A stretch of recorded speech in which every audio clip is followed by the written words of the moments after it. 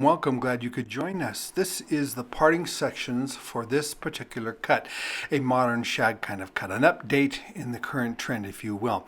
The sections are basically triangulated so that they can allow for length and also removal of hair. We're going to start by using this side section here, bringing it all the way up to the top. We're going to elevate it straight away, and then we're going to, at the longest point, we're going to use the length of the comb, a full 6 inches at least. So see, I'll measure it. And then I'm going to cut it right there. Now that's going to give me a nice bit of layering and keep the length of that cut right at the desired length.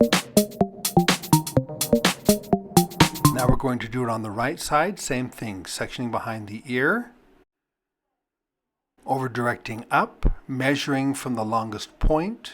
You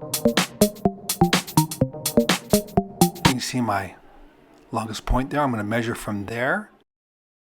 You can see my angle in the parting section. Bring it all the way up. Make sure that I'm in the same balanced area. Cut that off, and that leaves my length exactly where I want it for this particular design.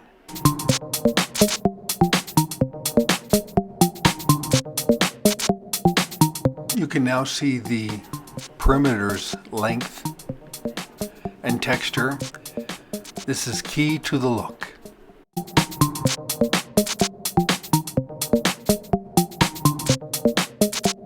Now let's execute the same technique, starting in the back from the length of the nape and cutting across the center of the cut. Next, I will take a side section and I will move my positioning to be in front of it. That way, and then I do it on the right side too. This way, I'm rounding out the interior weight of the cut. Then I comb it all down and I match it to the length of my sides or where you want it to be based on what you're looking to do. I'm doing this by obviously point cutting and elevating, so I have a nice soft feeling to it. Now on the right side, 1.5 inches away from the scalp, I'm over directing everything up to the top line.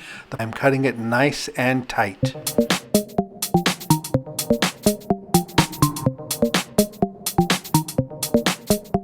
I will then use that top section of the line to check the balance of my back sections. I'll grab it, add it to it so I can see a point of reference for cutting, and cut that from the back to the side, standing so it's right in front of you. Move your body position to be right in front of whatever you're cutting. Same principle here, over directing, standing right in front of it, over directing it to the top line and cutting.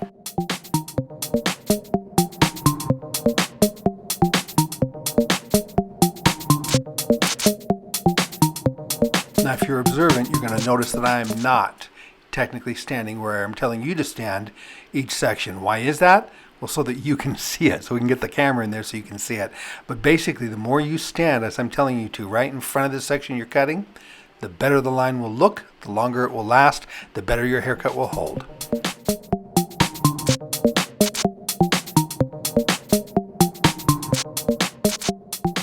Now let's see what that technique gives us.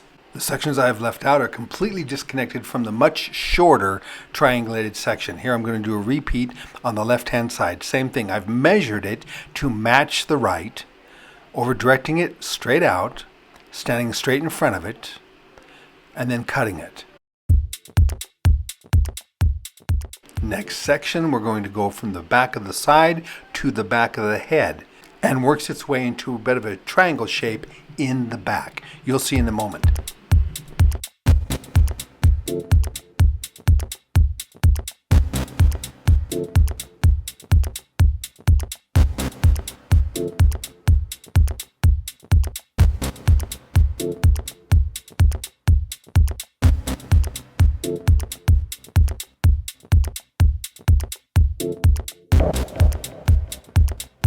The reason why the sections are over directed up and then cut together is so that they are shorter at the top, longer at the bottom, and that helps the disconnected portion of the cut blend into the length.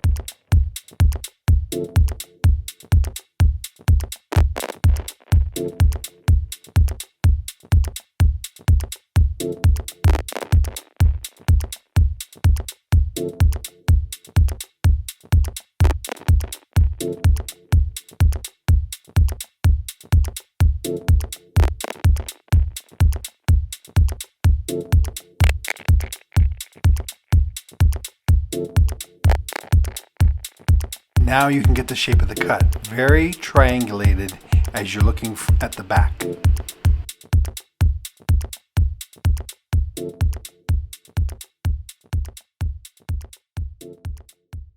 Okay, so now I'm going to take in this section here, which is curved in the back.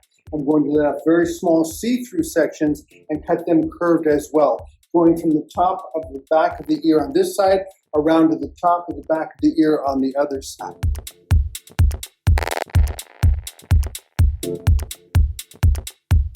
There's my sectioning now. Around here, drop it. So the next thing I do, start anywhere you choose to start. I'm going with the back center. And I've got this little parted V shape now, the way I've been combing it. So I'm just going to come through here. I'm going to start at the bottom of it and cut across. So I know now that that's exactly even with my longest part. Then I'm going to grab my side section or side back section. Keep it parallel at a 45 really to the scalp. And then make sure I'm in the right, yep, I am, right angle, cut it even to where the previous section is. And build a little bit of weight. Don't over direct it. I don't want to add layer to it. I want to keep the bulk of it. When I comb it down, I want it to blend nicely. Same thing on this side. Come down to where the section is that I cut in the center, right? And blend them. Bring it around to the top of the back ear.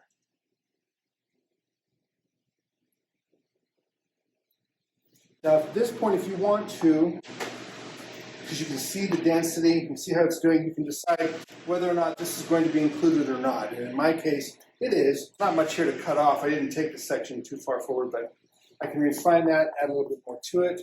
Nothing is worse to cut than mannequin hair. And so if you can master this on mannequin hair, then you'll do a great job on clients. Again, starting with the center. Elevate to a parallel, nice 45-degree angle from where I'm going to cut. Bring this straight across. Come around. And around.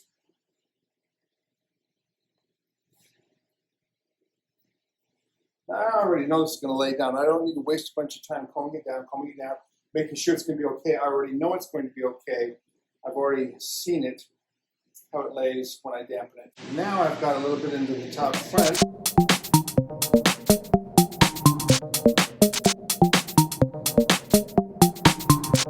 You can see a little bit more intensity of this. This has got a nice layer to it. It blends out because I over-directed that up, so it blends down to it.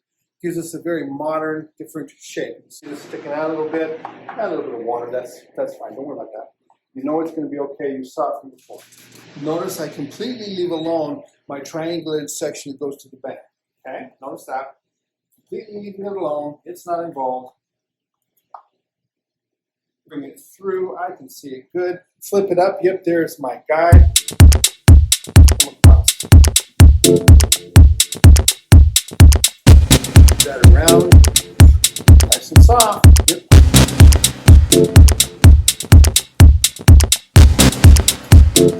Slight direction back. I'm not going to cut the whole section. I'm going to grab my corner through here. Check my line. Then I'm going to go forward a little bit. Forward a little bit. Coming down. Check this, I do not want this to bevel for there to be a solid line. So I'm going to make sure by the time we're finished that no such bevel or hard line exists.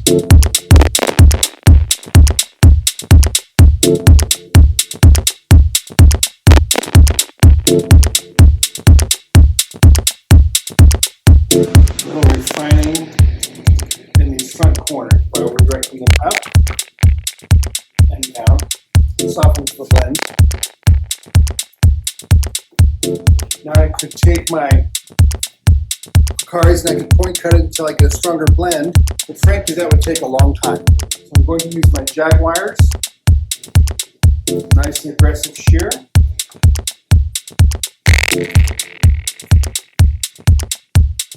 Save that last little inch or two right there. Let's try that out.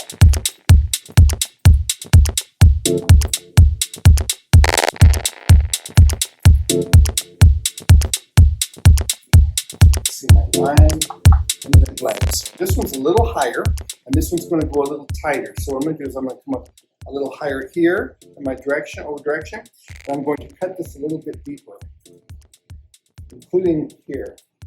So when it lays down, it has a little tighter blend. You'll notice that this side is going to be a little softer when all is said and done than that side. Here's another way I'm going to do that. Grab a section here, bring it out like a classic layer angle. I'm going to remove a little more. Now as we get into the front triangulated section, this area here, and you can see that's triangulated back to the upper apex or just above the top of the ear, right? Center of the ear, straight up there in this instance, and then over from here to here, the two frontalis areas, or along the parietal ridge, or perhaps even you might refer to as the area of recession. That's where we could go. Now this you can cut with scissors, clippers, anything you want to. This time I'm going to cut it with a razor, just to add more texture and cause it to sweep. And now this is entirely disconnected from the rest of the shape. You want to keep that in mind. This is not cut with the idea of making it blend. This is cut with the idea of making the style have its completed look by giving it yet another dimension. Okay, so now you can see where I'm working here. I've got the entire section here forward, and that's what I wanted to have it done. Now what I'm going to do is take a smaller, starting on the left side, a smaller triangulated section, like so, okay? And that gives me a smaller triangle. Can you see that triangle? That's what we're looking for, right there. Now this is going to be my determined length for this part of the cut. I'm going to use, as I mentioned, a razor. I like to use a straight edge with no guard. That's my personal preference, but you do with what you're comfortable with and keep the fingers on your hands. Okay, now what I'm going to do is take this section, I'm going to bring it down approximately to the cheekbone or the lip. I think I'll go with the lip, how's that? Then I'm going to elevate it out, and I'm going to see how many inches that gives me on the tight end. That's 5 inches on the tight end. So I can comb through it, make sure it's nice and clean. 5 inches on the tight end, tells me where I want it to be, right there. Okay, now what I'm going to do is I'm going to cut it from the outside down toward to the center toward the nose. So I'm just going to come in here like so, like that. And what that's doing is it's giving me an angle that's unmistakable. Take another section and then expand the size of my triangle right here. In fact, you know what? Let me be more tight. That way you can see better what I'm trying to show you. Okay. Same thing, bring it over here. I can see my guideline right there. And I'm going to, in this instance, I'm going to, with the flat head of the razor, I'm going to cut that, and that's going to give me a little softness on the edge too. This way for a tighter line, but if it's this way, I'm going to diminish weight, and that's why I'm doing it that way. I want to diminish the weight on the ends just a little. So next thing I'm going to do, take another section right there, get this out of the way. Now remember, stand on the side that you're cutting to so that each section is brought to you. The reason why you want to do that is you want to maintain this sharp angle. I'm going to elevate, elevate, elevate, and then I'm going to take the flat head of the blade and cut that in. There's my nice pointed angle. See that coming up more and more? Move this out of the way and it's even more clear what we're doing. Last section, all the way over. Same thing, I'm going to come in here with the flat, or the tip, or the butt. It just depends on the hair's thickness and what you're trying to get out of it. There's my angle, my length, you can see it quite clearly. Now I'm going to the opposite side and repeat the entire thing. Take my little triangulated section there, bring it over, come down to, remember, the lip, the jaw, whichever you want to do. I'm going to drop this a little bit and raise my finger here. Just a tiny bit. I'm going to elevate. On this side, I can't cut from left to right, from in to out. So I'm going to come in at this angle instead.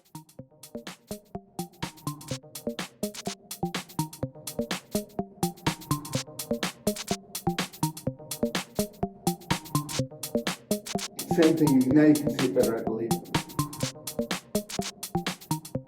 You can see that line went shorter to longer. Down. Stand in the center, so I'm going to have to turn her. You'll get the point of what you'll get the idea of what I'm doing anyway. But stand in the center front,